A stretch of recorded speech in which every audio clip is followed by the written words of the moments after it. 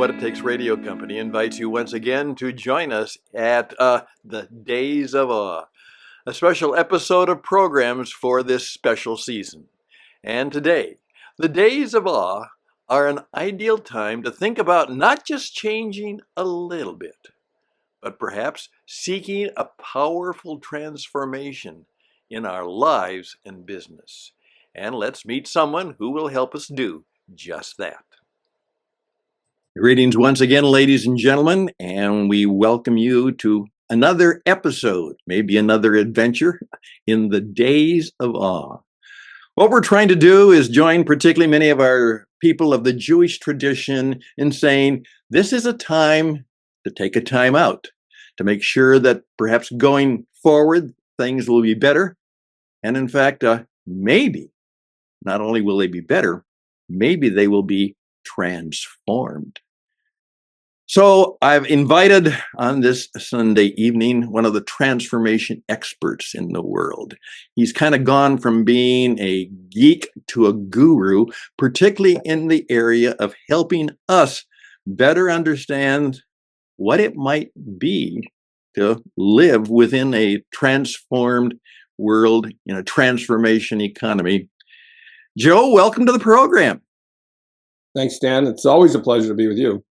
Well, first of all, for those who may not know you, I need the 60-second.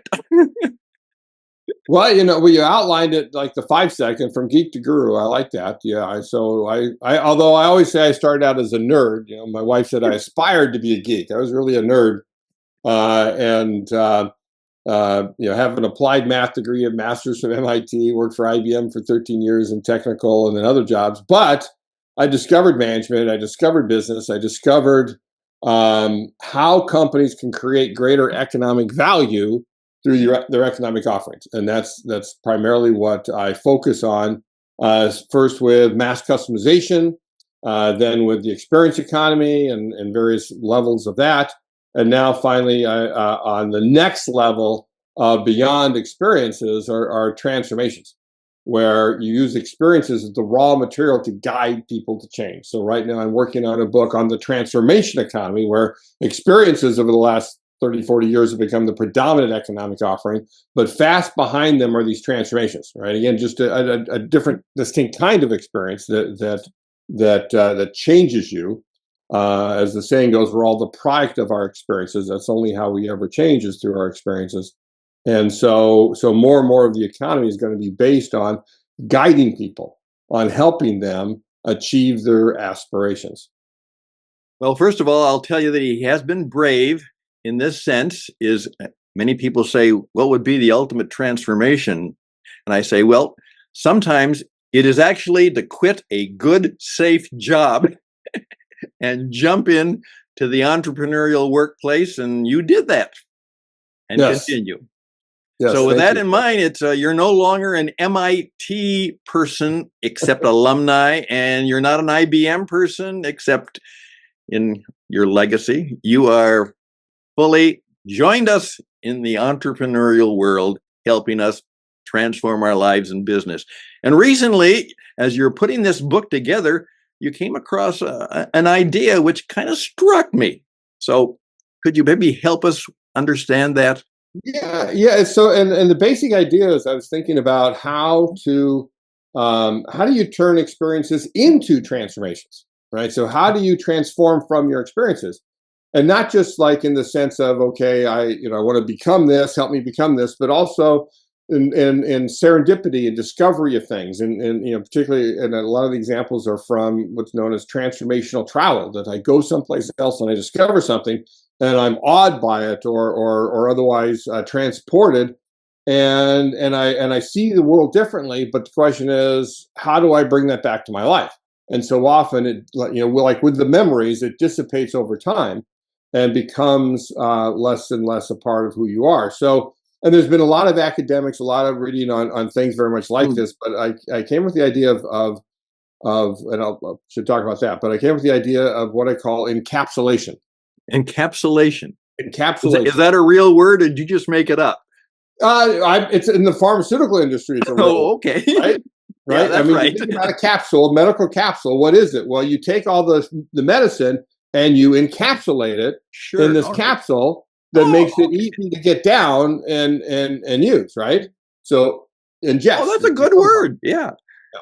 So yeah, I've never written a book, Stan, where I didn't coin a new word. I don't think that's what I coined, but it's certainly a form, and usually they're forms of words, right? Yeah, right. So encapsulation is where you do things surrounding the experience, right? You take that experience, you encapsulate it in things, and particularly three things.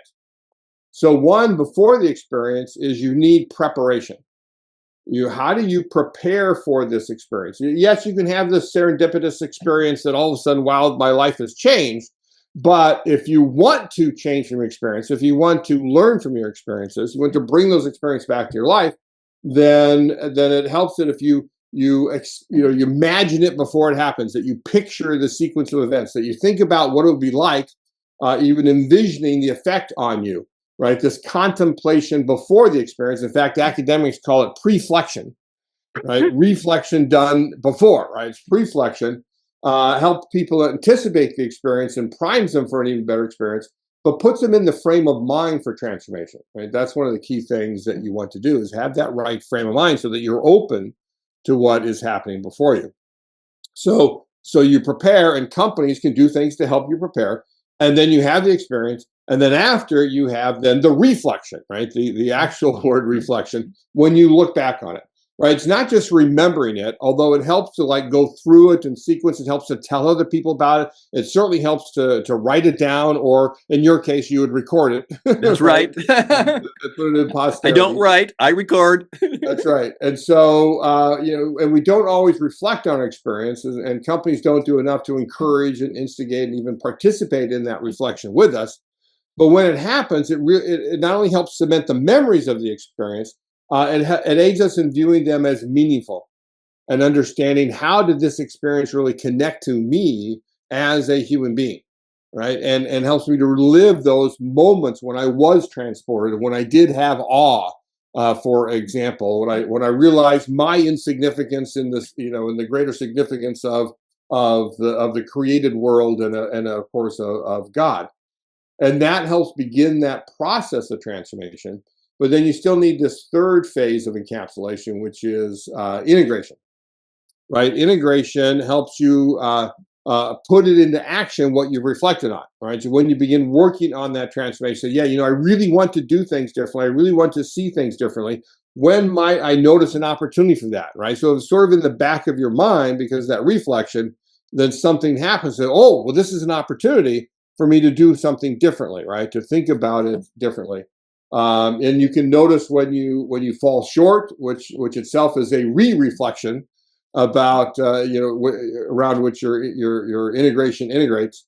And so with every opportunity, you can sort of like close the gap between where you now want to be, who you want to be, what you want to become, and what you were in the past, based on this experience, and then the integration to get closer and closer and closer to what it is, right? It's an iterative process, and one of the things I like is that working on it is sort of this liminal place in time, right? Where you're neither what you were, but you're not yet what you're going to become, right? You have this liminal place in time.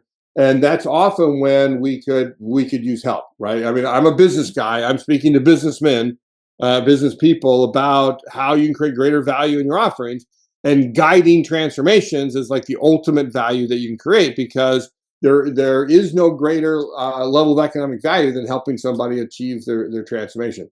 And that integration aspect of it is a place where you really can. I had one even car dealer said, I'm not trying to sell them a car, this car.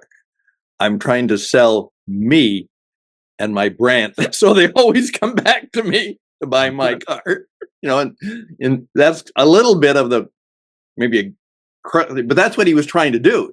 He said, I want people to buy me, right, and always come to me when I think of a car. Yes, right. So so he's always looking for a way to do that.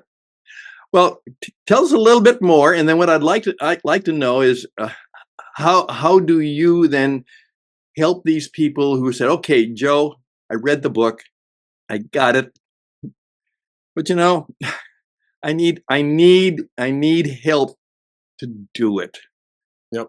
Let's, just in our final, how do you help them do it? So, I'm going to do that with a number of ways. So one, right, read the book, but I'm going to come out with a transformation toolkit, right? A toolkit where, in fact, you can then take each of the concepts. I always think of I've got ideas, principles, and frameworks, right? I'm frameworks guy, so a lot of his frameworks, but there's many ideas in there. And he's been called frameworks are us. right, right. So how do you take those and then have it make a difference in your business? Although I'm hoping also that some people realize this can make a difference in their own life, right? Not just as business people, but as individuals as well. So there's a lot of aspect of that. So there'll be a number of tools that people can use. But Stan, what I've realized after doing this is that I need to provide encapsulation for the book. I need to provide preparation for the book, reflection for the book, and integration of what you do about it, but not just for the book. Like you go on a transformational travel journal, like every day can be a different experience that you have. So I need to do that for every individual chapter. So what are the things you need to think about before you read this particular chapter? And then when you've read it, what are the things to reflect on about how that might make a difference? And now how might you integrate that into your business, right? Or into your life? So that encapsulation is something I'm going to do on the book itself. I haven't quite figured out exactly how to go about doing that. But that's something I'm going to do and provide opportunity for people to do that in sort of a toolkit form, but also in concert with direct conversations with me or in groups to think through as you go through this and how to how to make a difference in your business and in your life. Well, that's very helpful, particularly now for those of us who are taking this Days of Awe seriously. Here we are thinking, okay, and by the way, we're starting another week. All right, that's a good time to think, okay, maybe I will be doing something this week that I can put some of this stuff in practice now. Maybe I should be more thoughtful about some of the good things that happen, the experience, anything. I'm much more mindful of what is happening in my life and business right now, and see if I can encapsulate that experience into personal and business growth and development. Right, and I think you think of the Days of Awe. I think fits this model, right? It begins with reflection. That's what you're doing is during after Rosh Hashanah, you're reflecting on your life, but on the past year in particular. Right. Yeah. And then one of the things you reflect on is how sinful you are, and so leading up to the Days of Atonement.